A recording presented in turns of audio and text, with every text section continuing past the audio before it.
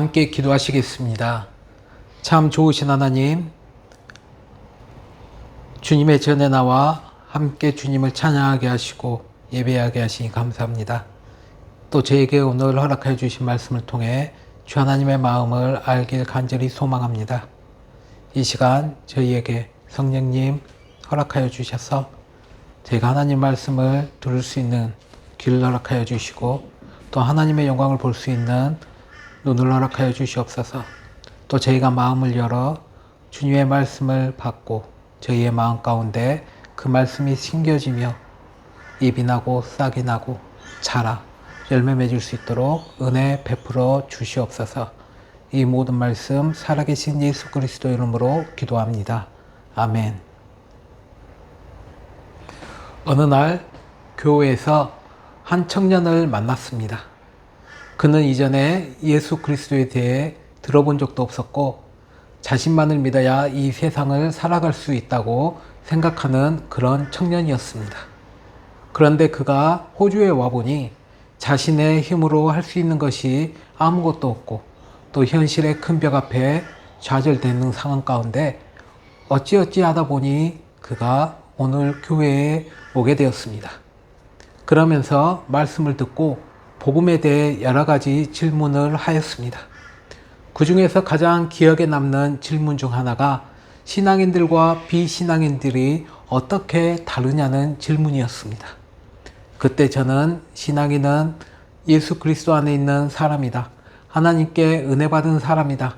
우리는 축복받는 사람이다. 등등의 여러 가지 말들을 해줬던 것이 기억이 납니다. 여러 사람들이 예수님을 찾아왔습니다. 그리고 구원에 대해 질문하였습니다. 그러던 어느 날 한 율법사가 찾아와 예수님께 어느 계명이 가장 크냐며 질문하였습니다. 그때 예수님께서는 우리가 지켜야 할 율법을 크게 두 가지로 말씀해 주셨는데 그 첫 번째가 내 마음을 다하고 목숨을 다하고 뜻을 다하여 주 너의 하나님을 사랑하라는 것과 내 이웃을 내 몸과 같이 사랑하라는 그것이었습니다. 이 두 계명이 율법과 선지자의 강령이라고 말씀하신 것입니다. 그렇습니다. 세상 사람들이 그리스도인과 또 비그리스도인들 그 차이에 대해서 기대하는 것이 바로 여기에 있는 것 같습니다. 그런데 점점 교회도 성도들도 세상과 세상 사람들과 차이가 없어지는 것 같습니다. 그리고 그 경계가 무너지면 무너질수록 신앙인들은 복음의 능력을 잃어가고 소망도 잃어갑니다. 오늘 하나님의 종으로 자신을 소개한 바울은 오히려 좌절하고 소망을 잃어야 할 상황임에도 불구하고 그는 오히려 기뻐하며 즐거워하며 자신을 믿는 그리스도의 복음에 대해 자랑합니다. 그리고 그와 함께 교제하고 있는 빌립보 교회를 오히려 축복하며 그들을 격려합니다.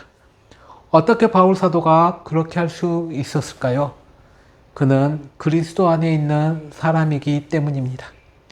그 의미는 그리스도 예수가 그의 삶의 주인이시고 인도자이시기 때문에 그의 사랑을 받으며 살아가기에 자신의 어떤 현실이나 상황보다는 다른 사람을 먼저 생각하고 사랑할 수 있었던 것입니다.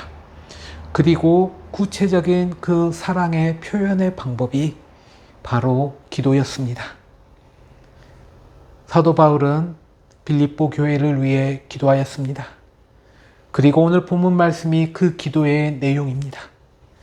그 기도는 빌립보 교회뿐만 아니라 이 땅에 세워진 모든 주님의 교회와 그리고 우리를 위한 기도입니다. 이 빌립보 교회를 위한 그의 기도를 통해 우리가 어떻게 살아가야 할지 또 다른 사람을 위해 어떻게 기도해야 할지 깨닫는 은혜가 함께하길 소망합니다. 다른 사람을 위한 기도는 예수님께서 말씀하신 하나님 사랑, 이웃 사랑에 실천할 수 있는 가장 구체적이고 적극적으로 할 수 있는 일입니다.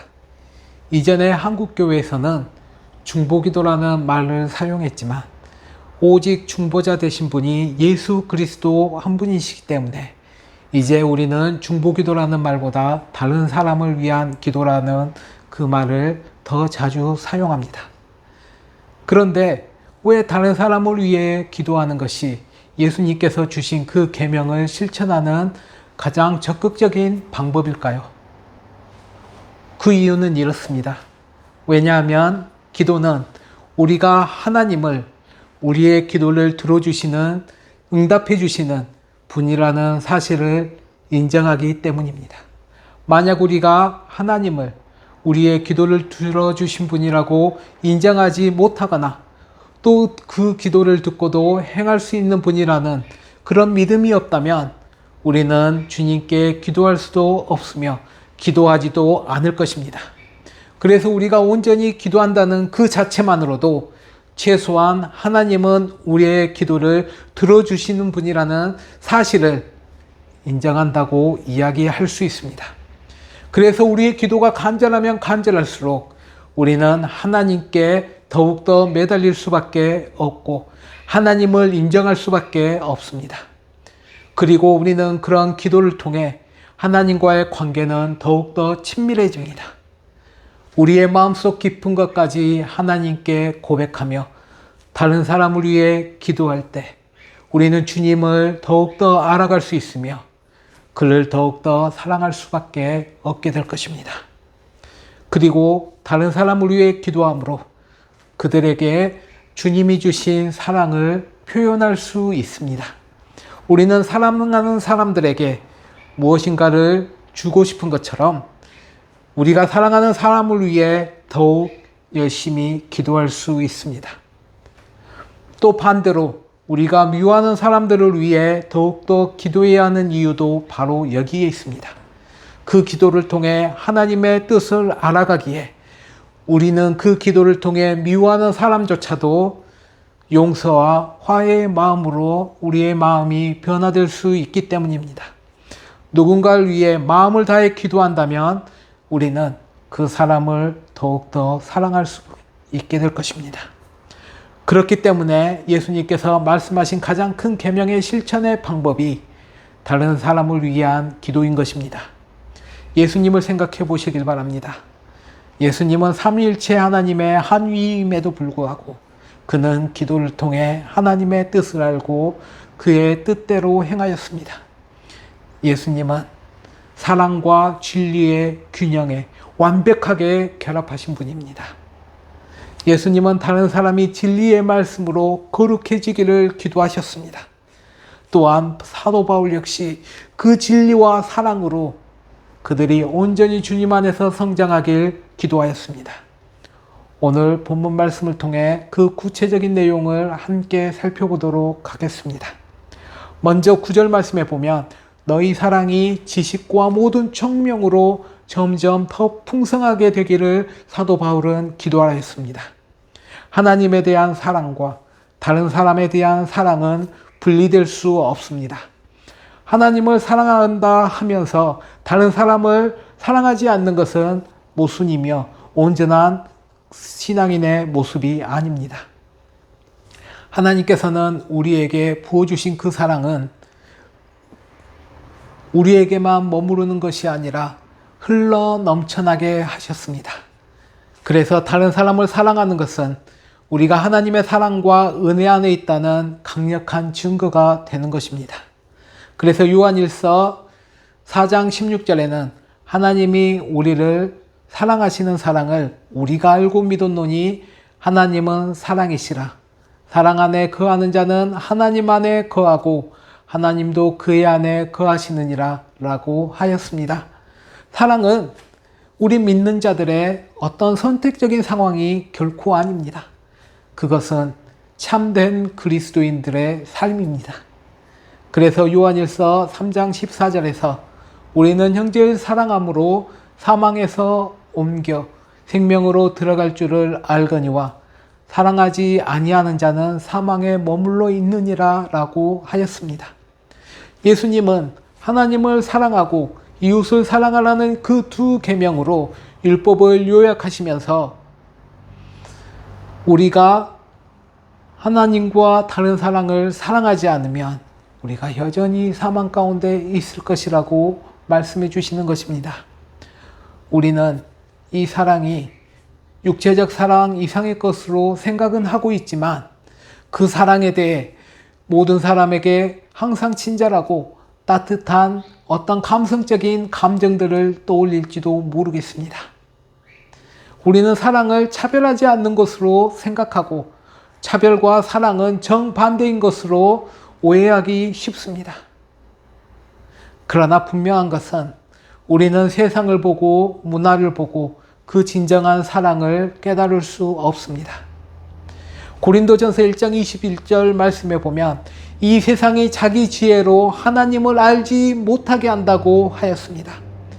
세상의 것, 세상의 문화, 세상의 렌즈로 우리가 주님의 사랑을 바라본다면 우리는 온전히 이해할 수 없을 뿐만 아니라 그 사랑을 오해하기 쉽습니다. 세상의 지식과 사람의 지식으로는 결탄코 하나님을 알 수 없다는 것입니다. 그리고 우리는 그 하나님을 온전히 섬길 수도 없고 우리의 인생에 베푸시는 그 온전한 사랑과 은혜를 누릴 수 없을 것입니다. 그러나 하나님의 말씀을 통해 자신이 드러내신 그 하나님을 우리가 안다면 우리는 진정한 사랑이 무엇인지 알 수 있을 것입니다. 그래서 하나님의 사랑은 오직 하나님의 말씀을 통해서만 얻을 수 있게 되는 것입니다. 바울은 이렇게 얻어진 하나님을 아는 지식이 참된 진리라고 하였습니다. 그 진리는 주 예수 그리스도를 통해 드러나는 하나님의 성품으로 우리는 잘 알 수 있습니다. 그 사랑은 진리의 바탕을 두었으며 진리와 일맥상통하기 때문입니다. 총명은 이를 분별할 수 있는 지혜입니다. 그래서 하나님을 아는 것이 지혜의 근본이라고 성경은 기록하고 있습니다. 바울 사도는 오늘 그의 기도를 통해 하나님을 아는 지식과 사랑의 따뜻한 마음의 균형을 제시하고 있습니다. 기독교는 하나님과 다른 사람을 온 마음으로 열렬히 사랑하는 것을 의미하지만 그러나 그 사랑은 하나님의 진리의 말씀에 기초해야 합니다. 하나님의 진리에 기초하지 않는 다른 사람에 대한 사랑은 착각에 빠진 감정주의일 뿐입니다. 그러나 사랑이 없는 진실은 오만을 낳습니다. 이스라엘의 율법주의자들과 같이 말입니다. 그래서 우리는 하나님을 향한 열정적인 마음과 견고한 성경적인 진리 안에서 살아가야 하는 사람이 되어야 할 것입니다. 그리고 우리는 자신과 다른 사람들이 하나님과 다른 사람들과에 대한 더욱 깊은 사랑으로 성장하기 위해 하나님 말씀을 공부하며 하나님의 말씀에 더욱더 강구해야 하는 것입니다. 그렇지 않으면 우리는 진리의 말씀을 왜곡하기 쉽습니다. 예를 들어 우리가 지난번 함께 말씀을 나누었던 그 착한 일을 시작하신 하나님께서 그 일을 완성하실 것이라는 그 말씀을 들으며 이렇게 균형 잡히지 않는 사람들은 이 말씀을 이렇게 오해하기 쉽습니다. 좋아요. 그럼 우리는 아무것도 할 필요가 없겠네요. 하나님께서 그것을 시작하셨으니 하나님께서 끝낼 테니까요. 그럼 우리는 가만히 앉아서 우리 편한 대로 살면 되겠네요. 그러나 바울은 여전히 그 착한 일을 시작하신 이가 하나님이시고 끝낼 이도 하나님이라고 말씀하시지만 그 과정 가운데 하나님께서 우리와 함께하길 원하신다는 것을 말씀하고 있습니다. 그래서 사도 바울은 이 사람들을 위해 열렬히 기도하였고 힘을 다하여 복음을 가르쳤던 것입니다. 하나님의 주권에 대한 올바른 믿음은 수동적인 믿음이 아닌 오히려 적극적이고 열정적인 사랑으로 이루어지는 것입니다. 그리고 그것은 결코 기도 없이 이루어지지 않습니다. 왜냐하면 하나님의 주권적 목표를 달성하기 위해 그는 기도를 사용하시기 때문입니다.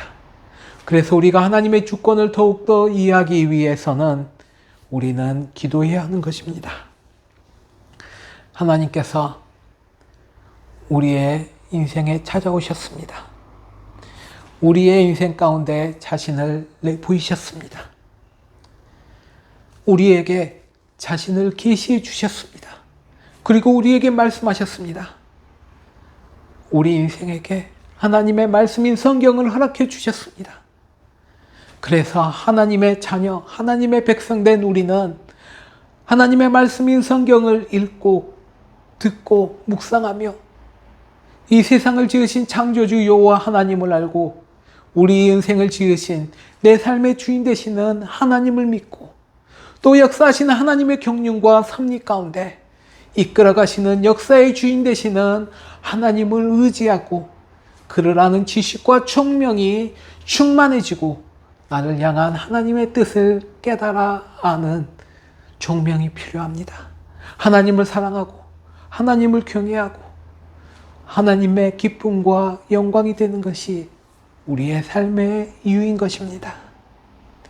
그러나 사랑하는 성도 여러분, 읽으면 읽을수록 마음이 아픈 구절이 있습니다.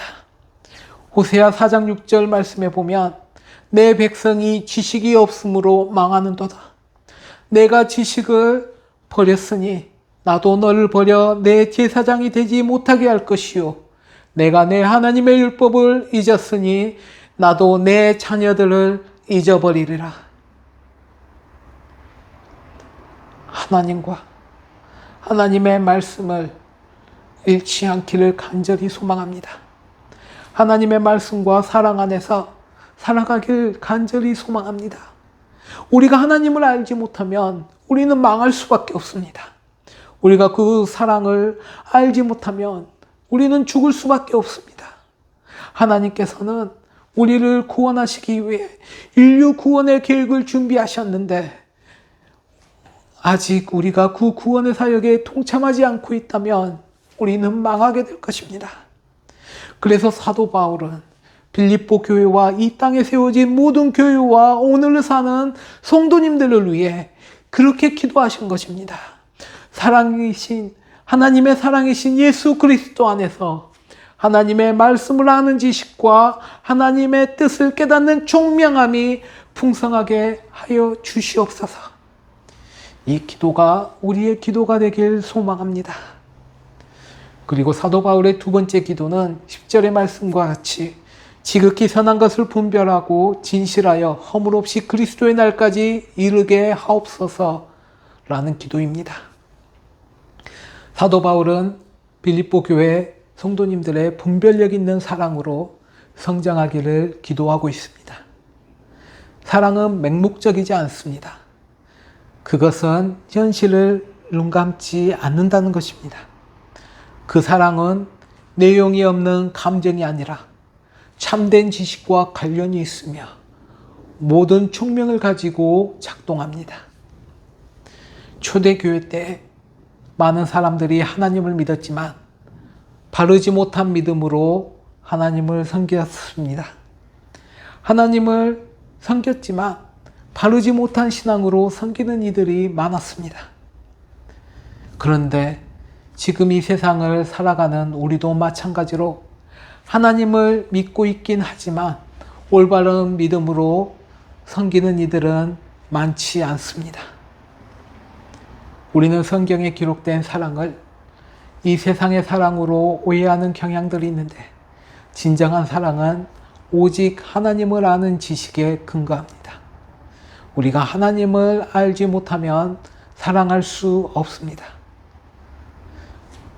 혹은 사랑을 하더라도 육체적인 사랑, 감정적인 사랑밖에 할 수 없습니다. 그래서 성경적 사랑은 분별력과 관련이 있는 것입니다.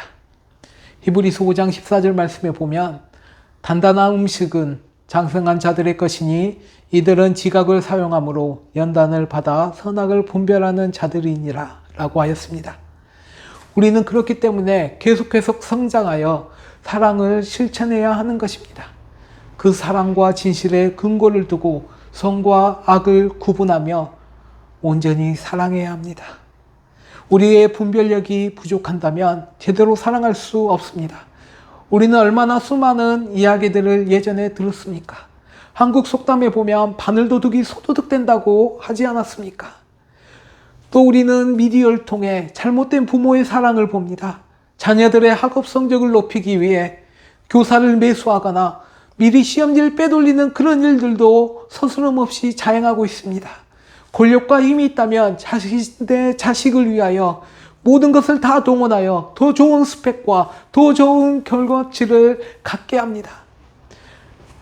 그러나 분명한 것은 그것이 온전한 사랑이 아니라고 성경은 분명하게 말하고 있다는 것입니다.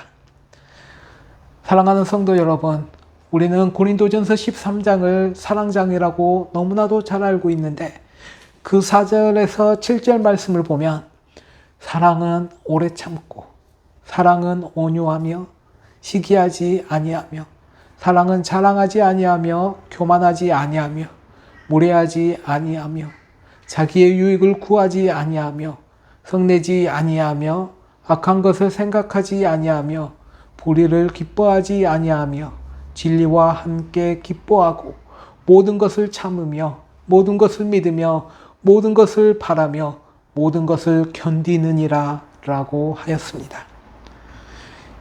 이 성경의 사랑의 핵심은 자기 희생입니다. 그리스도는 우리를 사랑하시고 우리를 위해 자기를 십자가에 내어주셨습니다. 많은 기독교인들이 대중적인 거짓 가르침에 빠져 있기 때문에 우리는 우리 자신과 우리 자녀들에게 자신감을 세워줘야 한다고 말하고 있지만 사도 바울의 기도는 그것과 정반대에 있습니다. 우리가 성경에서 말하는 사랑을 많이 받으면 받을수록 더욱 자기 희생을 할 수 있는 것입니다. 자기 희생과 자존감이 반대되기 때문입니다.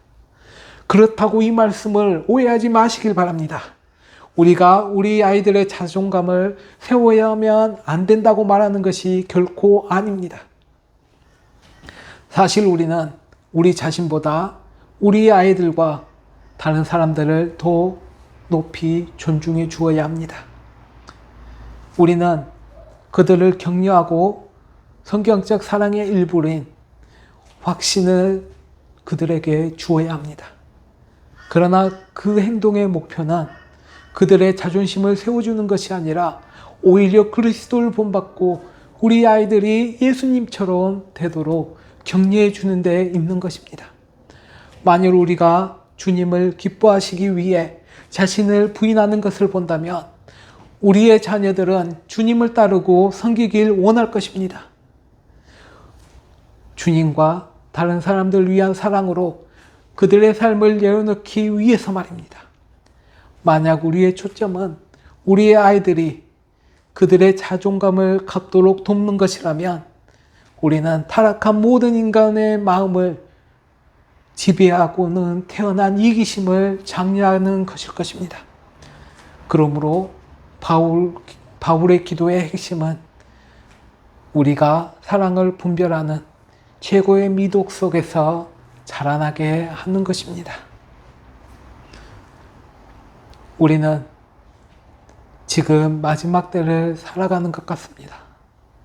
성경에 보면 그 마지막 때에는 처처의 지진과 기근과 난리와 전쟁의 소문이 끊이지 아니하고 또 사랑이 식고 불법이 행하고 그리스도가 여기에 있다 저기에 있다 또 적그리스도와 거짓 선지자가 많이 일어난다고 하였는데 그런 모습들을 통해 본다면 지금 우리가 살고 있는 이 때가 마지막 때인 것 같습니다. 수많은 이단과 사이비들이 활개를 치고 또 한편으로는 하나님이 없다 말하는 세상을 살아가고 있습니다. 그 가운데 우리는 신앙을 지키기 너무나도 어렵습니다. 그러나 누가복음 24장 44절 말씀에 보면 예수님께서 말씀하십니다. 모세의 율법과 선지자의 글과 시편의 날을 가리켜 기록된 모든 것이 이루어져야 하리라. 무엇을 말하고 있습니까? 사람들은 새 요한을 하나님께서 보내주신 메시아 그리스도라고 생각하였습니다. 그래서 사복음서에서 세례 요한은 메시아가 아니라 이사야 선지자가 예언한 그리스도의 오심을 예비하는 자, 광야에서 길을 닦는 자, 광야에 외치는 자의 소리라고 말씀하고 있는 것입니다. 예수님이 참 메시아이시며 그리스도시며 구원자라고 성경은 증언하고 있습니다. 예수님은 스스로 계신 성자 하나님이며 온 우주 만물 창조하신 창조주 하나님, 그러나 이 세상을 사랑하셔서 우리를 구원하시기 위해 성부 하나님의 보내심을 받고 인간의 땅에 인간의 육신을 입고 이 땅에 오신 하나님이십니다.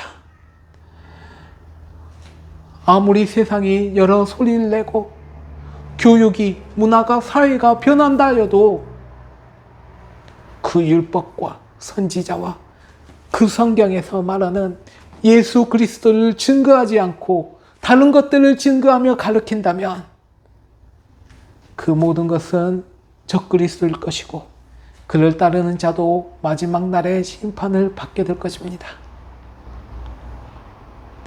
그러나 우리는 여전히 이 세상 속에 살면서 온전한 자유함을 누리지 못하고 있습니다. 사도 바울은 허물없이 그리스도의 날까지 이루고라는 이 말씀을 통해 우리가 어떤 완전함을 말하기보다 하루하루 진실한 마음으로 살아야 한다는 것을 말하고 있습니다. 진실하다는 것은 순수하고 섞이지 않고 위선적이지 않는 것을 의미합니다. 나무랄 데 없다는 것은 비틀거리지 않는 그런 걸음걸이를 의미합니다.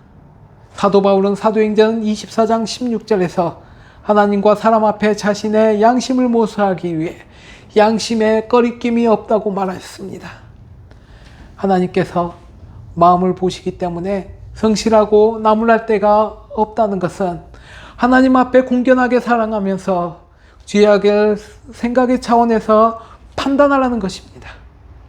우리 모두가 하나님 앞에서 사랑을 분별하며 성장하는 그리스도인으로 그리스도의 오심을 비추며 살아가야 한다는 의미입니다. 만약 우리가 이 세상에서 개인적인 행복이나 성취감을 위해 살아가고 있다면 여러분은 자신을 위해 살고 하나님과 다른 사람을 사랑하며 살지 않는 것일 것입니다. 하지만 오늘 여러분이 그리스도와 마주할 수 있다는 것을 깨닫는다면 그것은 우리가 경건하게 살도록 또 자기생적인 사랑으로 살도록 이끌어 가실 것입니다. 교회 사람들을 중심으로 잘난 체하며 이중적인 생활을 하는 것이 아니라 어디에 있든지 무엇을 하든지 예수 그리스도를 바라보며 살아가는 삶의 모습일 것입니다. 그래서 사도 바울은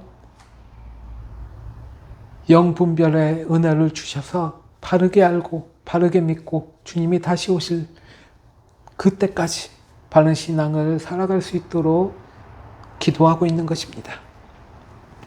세 번째 기도는 예수 그리스도로 말미암아 의의 열매가 가득하여 하나님의 영광과 찬송이 되기를 기도하였습니다.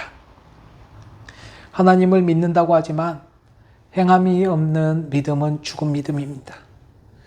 입술로만 주여 주여 외쳐서는 구원을 받지 못합니다. 우리는 열매를 맺는 신앙생활을 해야 합니다. 우리가 그리스도를 구주로 믿는 순간 하나님은 그의 의롭다 하심으로 우리는 그분 앞에 서서 의롭다 함을 칭함을 받습니다. 그러나 그리스도의 삶은 정의로운 인격과 행위로 성장하는 과정입니다.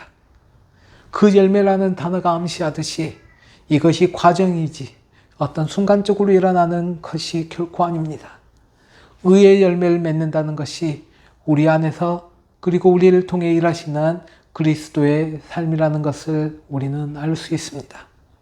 우리가 하나님에 대한 참된 지식과 하나님의 말씀을 통해 그 분별력 안에서 성장함에 따라 우리의 삶 가운데 성령의 열매를 맺게 될 것입니다. 우리가 경건한 인격과 또 우리의 삶을 통해 우리의 삶에 사랑이 넘쳐 하나님은 우리 안에서 우리를 통하여 높임을 받게 되실 것입니다. 그러면 우리뿐 아니라 다른 사람들도 하나님의 은혜와 권능을 찬양하게 될 것입니다. 이것이 하나님께서 우리에게 영원한 생명을 주시고 우리를 구원하신 이유입니다. 우리 기독교인들의 삶의 궁극적인 목표는 하나님을 찬양하고 영원히 즐기는 것입니다. 그리고 그의 백성들이 분별력 있는 사랑이 넘쳐날 때 하나님께서는 그를 통해 영광을 받아주실 것입니다. 말씀했도록 하겠습니다. 하나님과 다른 사람에 대한 우리의 사랑은 진정한 지식과 모든 분별력에 있어서 여전히 점점 더 풍부해지고 있습니까? 또 우리의 커져가는 사랑이 진실함으로 그리스도 안에서 그리스도께서 오시는 것을 비추며 의의 열매를 맺음으로써 경건함으로 우리는 살아가며 하나님께 찬송과 영광으로 돌리고 있습니까? 만약 우리가 진정한 지식과 분별력의 뿌리를 둔 그 사랑이 빠져 있다면 우리는 우리 시대에 너무 많은 사람들이 잘못된 길로 빠지고 있는 것처럼 우리도 잘못된 교리에 빠질 수밖에 없습니다. 우리 모두 먼저 바울의 기도를 우리 자신의 삶에 적용하고 또 서로를 위해 기도하는 성도님들 되길 소망합니다. 고린도전서 14장 1절에 사도 바울이 말하였던 것처럼 사랑을 추구하는 신령한 것들을 사모하라는 이 말씀과 같이 그 사랑이, 진리 안에서의 사랑이 우리의 삶의 목적이 되길 소망합니다. 우리가 함께 기도하시겠습니다. 내가 기도하노라. 너희 사랑을 지식과 모든 총명으로 점점 더 풍성하게 하사 너희로 지극히 선한 것을 분별하며 또 진실하여 허물이 없이 그리스도의 날까지 이루고 예수 그리스도로 말미암아 의의 열매가 가득하여 하나님의 영광과 찬송이 되기를 구하노라. 예수 그리스도 이름으로 기도합니다. 아멘.